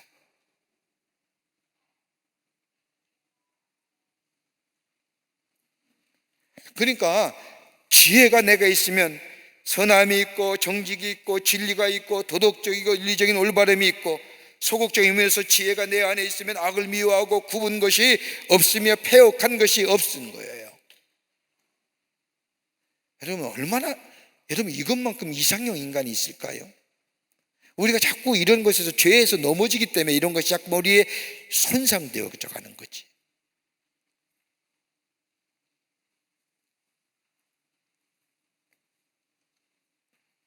그렇기 때문에 이 놀라운 지혜가 우리 가운데 있기에 세상보다 뛰어난 지혜의 고귀성입니다.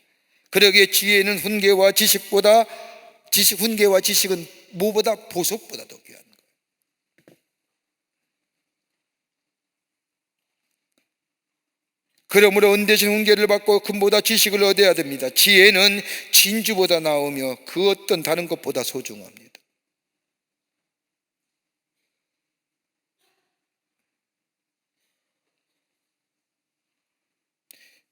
옛날에는 이 솔로몬이 이 책을 이 성경 말씀 쓸 때만 해도 진주가 제일 비쌌나 봐요. 요즘은 다이아몬드 뭐 이렇게 얘기할 텐데 진주보다 그 어떤 보석보다 귀하다는 거예요. 그러기에 사람이 무엇을 추구하든지 무슨 일 하든지 하나님의 지혜를 바탕으로 할 때 참되고 영원한 기쁨을 보장받을 수 있다. 그러면서 지혜는 인생의 영원하고도 뭐예요? 복된 삶을 위한 가장 근본적이며 필수적인 요인이다. 다시 한번 얘기합니다. 하나님을 경외하는 것이 지혜의 근본이거늘 지혜를 얻으면 하나님을 얻는 것, 하나님을 안에 사는 것이 가장 영원하고 가장 지혜롭고 가장 복된 삶이다 라고 하는 거예요. 하나님 안에 사는 거. 어떻게 해요? 하나님 인식하면서 사는 거예요.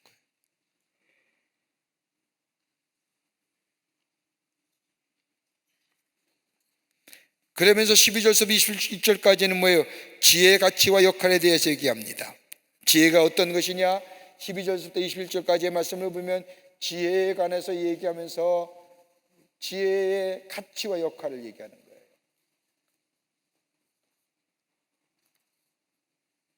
지혜의 대가지요, 대가. 참지식과 신앙으로 악을 배척하는 지혜의 강직성을 얘기합니다.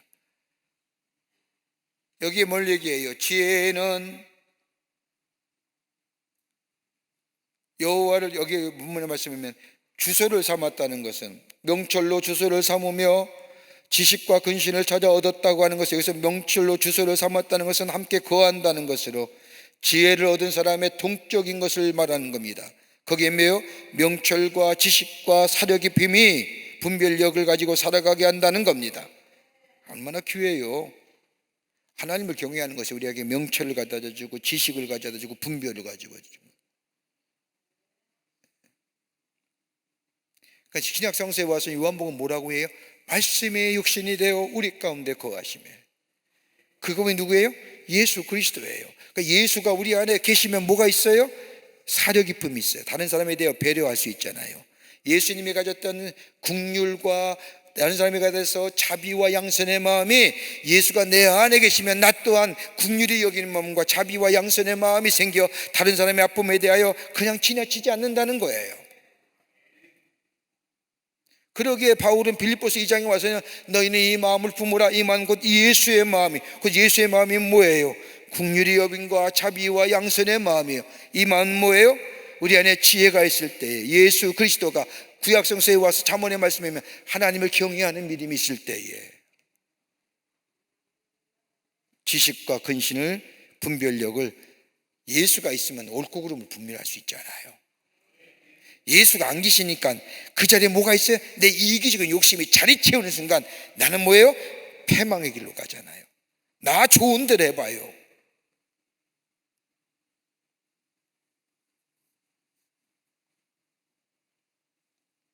그러면서 여호와를 경외하는 것은 악을 미워하는 것이라. 나는 교만과 거만과 악한 행실과 패악한 입을 미워하노라. 여기서 말해요. 교만은, 지혜는 교만한 자 아니에요. 거만한 자도 아니에요. 패역한 일 하는 거 아니에요. 패역은 뭐예요? 왜곡과 거짓을 일삼는. 여러분, 예수 믿으면서도요 꼭 왜곡되게 얘기하는 사람이 있어요. 그걸 여기 성경 뭐라고요? 패역한 자라고. 왜 똑같은 얘기를 들었는데 어떤 사람은 제대로 얘기하고 어떤 사람은 굳구지게 얘기하냔 말이에요. 난 도저히 이해가 안 되는 거예요. 왜 똑같은 귀를 뚫어놓고 듣기는 똑같이 들었는데 어떤 사람은 들은 그대로 얘기하고 어떤 사람은 왜 구부지게 얘기하냔 말이에요. 아무리 생각해도 이유를 모르겠어요. 제가 말씀을 읽어보면서 하나님이 아니 계신 때구나. 왜 똑같은 얘기를 그렇게 왜곡되게 얘기할까?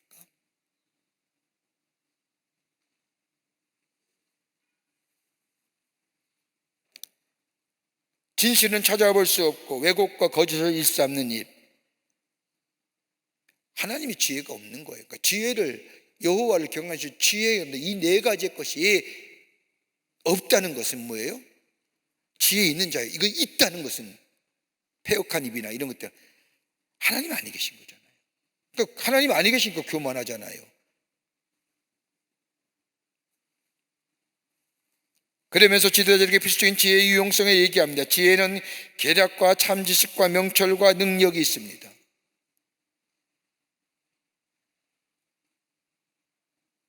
계략이라는 게 뭐예요? 남들을 쓰러뜨리기 위해서 묘략한, 이거 아니에요. 신중한 조화연이나 충고를 말하는 거. 참지식은 뭐예요? 구체적인 도움과 인도로 성경을 가져다 주는 것이고, 명철은 뭐예요? 판단력을 얘기하고, 능력은 힘과 추진력을 얘기하는 거예요. 어디서 나와요? 지혜에서 나오는 거예요. 나 힘이 없어, 능력이 없어, 그런 얘기 허덜마요. 그 지혜 없는 자가 하는 얘기라니까. 그러니까 내가 예수 믿고 예수의 능력을 힘입어 살고 예수가 내 안에 계시고, 구약 오늘 잠언에 얘기한 것처럼 하나님을 경외하는 신앙이 내 안에 있으면 뭐가 생겨요? 지혜와 명철이 생겨요. 지혜와 명철이 있을 때 뭐예요? 내 삶 속에 인도하심과 바른 판단력과 능력이 내 안에 있어요. 주의 일을 감당케 하세요. 용기가 생겨요. 어떤 일을 할 수 있는 넉넉한 역량이 우리 안에 있어지게 됩니다. 그게 바로 빌립보서가 얘기하는 것처럼 내게 능력 주시는 하나님, 내가 모든 것을 할 수 있느니라, 이 얘기예요. 이 얘기예요. 뭐가 있어야 돼요? 그 지혜는 어떻게 해요? 구하는 거예요. 하나님을 가까이 할 때. 그러면서 여기 얘기합니다.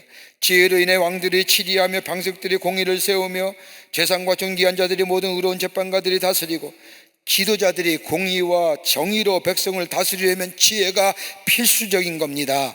공의와 정의는 지혜에서부터 시작되는 겁니다. 그래서 지도자를 위해서 위정자들이 기도하는 게 그래요. 지혜롭게. 무슨 지혜요? 세상의 지혜가 아니라 하나님이 주시는 지혜. 뭐예요? 그 지혜는 공의와 정의가 있는 거예요. 그거 위해서 기도하는 거잖아요.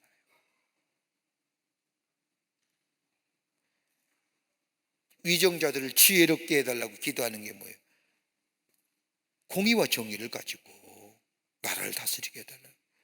그 지혜는 어디서 와요? 위로부터 주시는 지혜예요.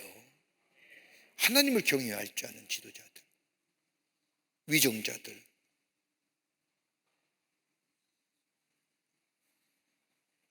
그러면서 찾는 이에게 열려진 지혜예요. 여러분, 지혜는 저절로 떨어지는 것이 아니라 찾는 이들에게 주신다는 거예요.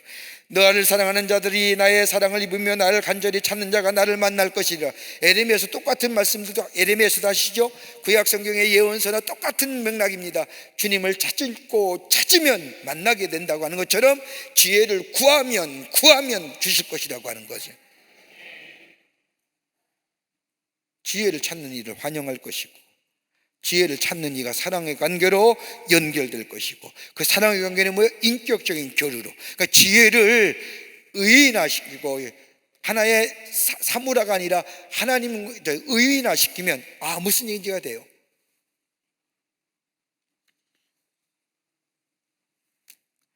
거기에 뭐가 생겨요? 재물과 공의를 얻을 수 있어요. 솔로몬이 경험했던 거잖아요. 지혜를 구하니 하나님의 이스라엘 다스리는 공의와 정의를 주실 뿐만 아니라 구하지 아니했던 재물도 주시잖아요. 지혜는 순금보다 나으며 정금보다 나으며 정의의 길로 행하며 공의로운 길로 다니며. 얼마나 귀한 축복을 주십니까? 여기에 가만 보십시오. 부귀는 재물의 풍성함이죠. 지혜를 추구하는 자는 영원한 가치 있는 재물을 얻게 되며 좌로나 우로나 치우치지 않고 뭐예요? 정의와 공의의 길로 인도함을 받게 됩니다.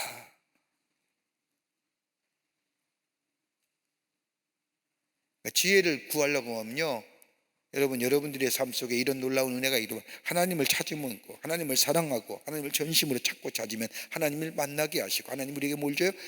지혜 주시는 거예요. 그 재물은 우리에게 재물과 공의를 갖다 줘요.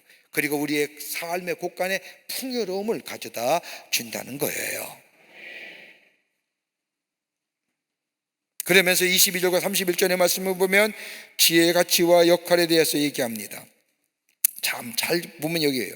태초에 하나님이 천지를 창조하실 때에 하나님이 지혜를 가지고 지혜와 동등됨을 가지고 하셨지만은 나중에 성경의 이 발전의 단계를 보면 이 지혜를 이용하셔서 하나님의 피조물된 지혜를 이용하셔서 세상을 창조하셨다는 것을 이야기하고 있습니다.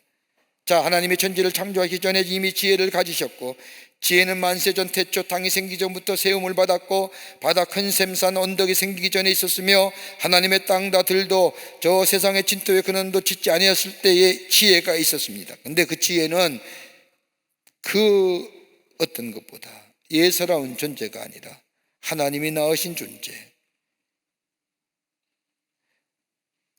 다른 창조물보다 중요하다. 이 창조가 하나님과의 동력의 기쁨을 누려요. 뭐예요? 세상을 창조하시고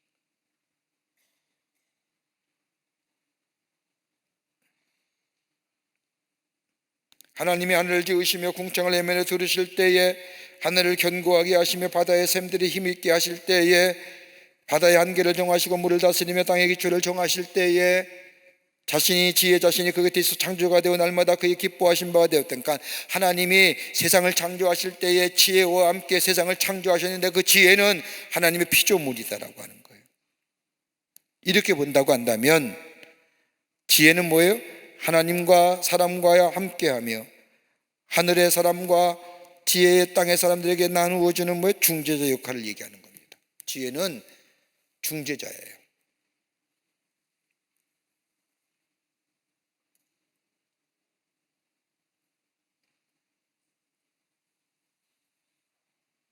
그러면서 32절과 36절에 와서는 마지막 8장에 와서는 뭐예요? 결론적인 겁니다. 아들아 이제 들으라, 내 도를 지키는 자가 복이 있느니라. 뭐예요? 무슨 복이에요? 하늘의 신령한 복과 땅의 기름진 복으로 살아가게 하신다는 거예요. 버리지 말라는 거예요. 지혜를 듣고 안간 문 곁에서 문서줄 옆에서 기다리는 자가 복이 있다는 거예요. 그 다음에 지혜를 얻는 자는 뭐예요? 생명을 얻고 여호와께 은총을 입을 거라는 거예요.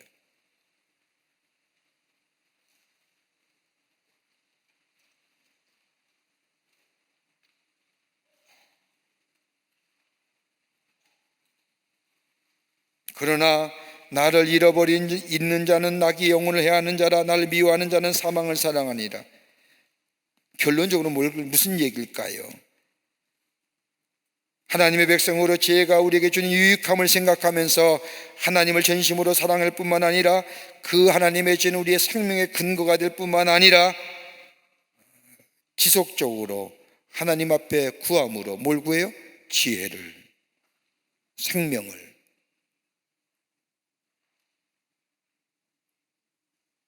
자, 8장이 가져주는 건 결론은 그런 거예요. 하나님 앞을 찾고 찾으면, 구하면 하나님 뭘 줘요? 지혜 주셔요. 우리에게 정의롭고 공의롭게 살 뿐만 아니라 우리에게 하늘의 풍성함과 땅의 기름진 것으로 우리의 삶을 채워 주신다는 거예요. 그러기에 하나님을 가까이 하는 거예요. 자, 9장 말씀. 지혜의 어리석음과 궁극적인 차이를 얘기해요. 여기에서는 지혜 있는 자와 지혜로운 여인과 그리고 어리석은 여인을 비교하는 위에, 거만한 자와 지혜 있는 자를 비교하는 위에 여호와를 경외함이란 본서의 핵심의 내용을 다시 한번 반복하여 강조합니다.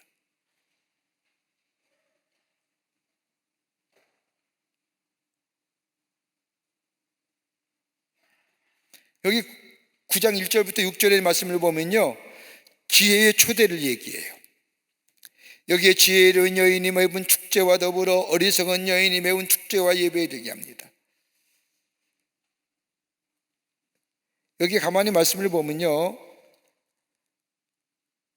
어리석은 자와 지혜 없는 자, 지혜 있는 자, 그들은 연애에 참석하여 자가 제공하는 음식을 먹게 되는데, 표면적으로 음식물을 섭취하는 것이 목적이지만 실제적으로 지혜자의 집에 거하여 지혜와 명철을 배우는 데 있다는 거예요. 그러니까 지혜자의 초청에 응하는 자는 명철을 얻게 되는 거예요. 지혜원.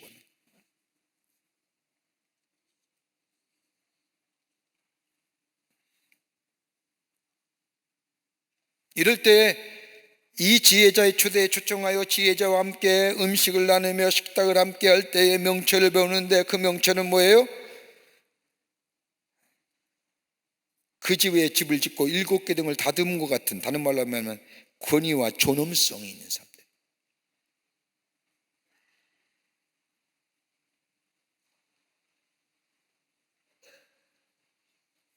만족하게 살며 실망하지 않는 삶.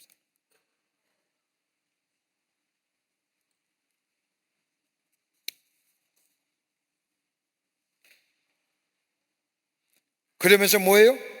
짐승을 잡으며 포도주를 혼합하여 상을 갖춘다는 건 왜? 영혼을 살찌게 하는 거예요.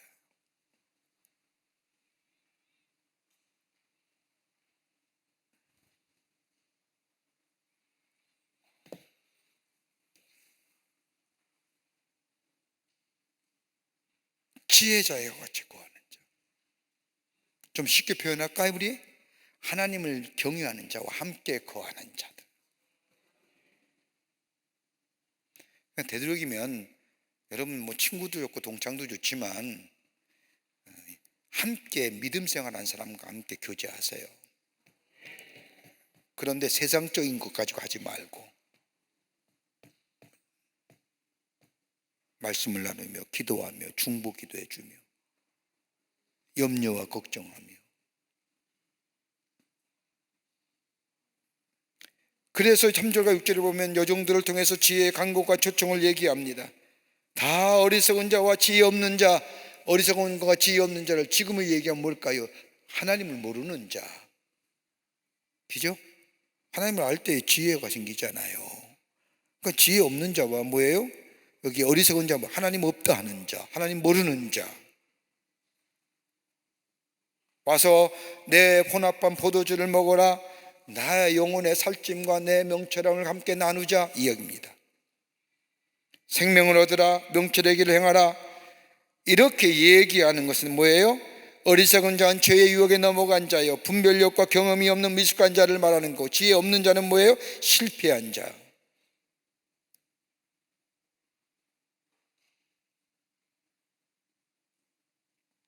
우리가 지금의 말로 좀 쉽게 표현하면 우리의 전도의 대상자가 너무 많은 거예요. 응? 어리석은 자, 지혜 없는 자, 실패한 자. 예? 예전에 신앙생활 하다가 시험 든 자, 미끄러진 자, 넘어진 자, 엎드러진 자, 자빠진 자, 뭐 이렇게.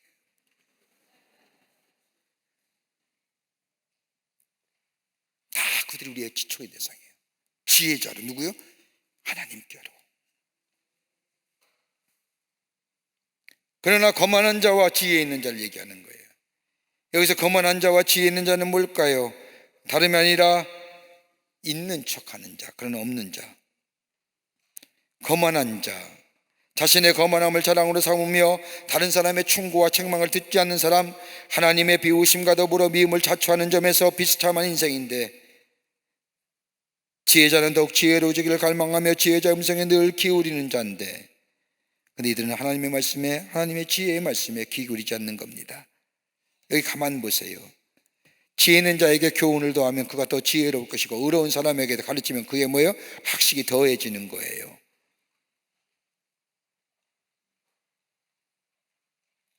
그러나 거만한 자를 징계하는 자는 능욕을 받고 악인을 책망하는 자가 흠이 잡히게 돼요. 그러니까 거만한 자를 책망하지 마세요. 미워할까 두려워요. 이런 거예요. 좀 쉽게 얘기한다면 지까짓 게 뭔데 이 자식이. 쥐가 뭔데 나한테 이러러져. 남의 귀한 얘기 좀 수긍할 수 있어야지요. 지혜로운 자는 뭐예요? 들어요. 수긍해요. 다윗 보세요. 다윗이 얼마나 훌륭해요. 아들 압살롬의 반역을 통하여 다윗성에 나와서 감난산으로 도망갈 때에 한 사람이 얘기하잖아요. 혀를 차면서 죄의 대가지, 죄의 결과지, 자기 손에 피를 너무 많이 묻혔지. 혀를 차잖아요. 그때 옆에 따랐던 장군이 뭐라고 해요? 시므이라는 사람인데, 시므이 저 죽일까요? 그때 내비둬라. 하나님이 나를 통하여, 저를 통하여 나에게 말씀하시는 이 지혜로운 자잖아요.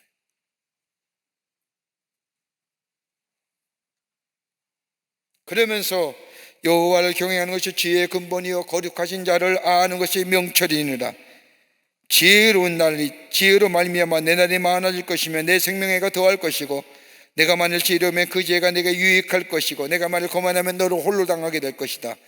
쭉 그렇게 얘기하는 겁니다. 거만하면 소외당해요. 교만하면 내쳐져요. 그러면서 13절과 17절에 와서는 얘기하지요. 미련한 여자의 공개적인 초청과 유혹. 미련한 여인의 초청은 뭐예요? 거만함과 오만함을 표현하는 겁니다. 떠드는 여자는 뭘 얘기해요?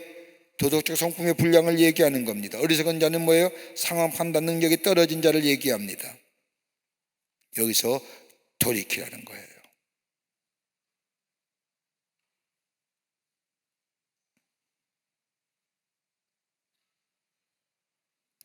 오만과 거만과 쾌락과 어리석음과 어디로 돌이켜요? 지혜자의 말로, 하나님께로, 하나님 경외하는 자로. 그렇지 않으면 뭐가 돼요? 죽게 될 것이다. 수월의 깊은 곳에 있을 것이다. 죄에 유혹받게 된다는 거예요. 어디로요? 7장 앞으로 나오는 그 음행한 거리의 여인에 넘어지는 자 된다.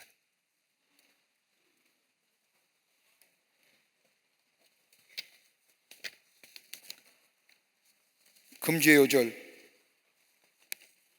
잠언서 8장 17절부터 19절까지의 말씀입니다. 잠언서 8장 17절부터 19절까지의 말씀입니다. 기도하시겠습니다. 하나님, 오늘 귀한 시간에 저희들의 말씀을 통하여 우리를 깨닫게 해주시며 감사합니다. 하나님을 경외하는 것이 지혜의 근본입니다. 하나님 앞에 하나님을 사랑하며 하나님을 찾고 하나님을 만나며, 그럴 때 하나님이 우리에게 주신 지혜 가지고 이 세상을 이기며 분별하며 판단하며 능력 있는 삶으로 살아가게 될 줄 믿사오니 우리에게 지혜 허락하여 주시옵소서. 당신의 거룩한 백성들 저 세상 가운데 이겨 승리하는 당신의 백성들 되게 하여 주시옵소서. 저 죄에게 넘어가지 않도록 도우시며 성령이 늘 동행하여 주시옵소서. 감사하오며 예수님의 이름으로 기도하옵나이다. 아멘. 하늘에 계신 우리 아버지여, 이름이 거룩히 여김을 받으시오며 나라의 마옵시며 뜻이 하늘에서 이루어진 것 같이 땅에서도 이루어지이다. 오늘날 우리에게 일용할 양식을 주옵시고, 우리가 우리에게 죄진 자를 사하여 준 것 같이 우리의 죄를 사하여 주옵시고, 우리를 시험에 들게 하지 마옵시며 다만 악에서 구하옵소서. 대개 나라와 권세와 영광의 아버지께 영원히 있사옵나이다. 아멘.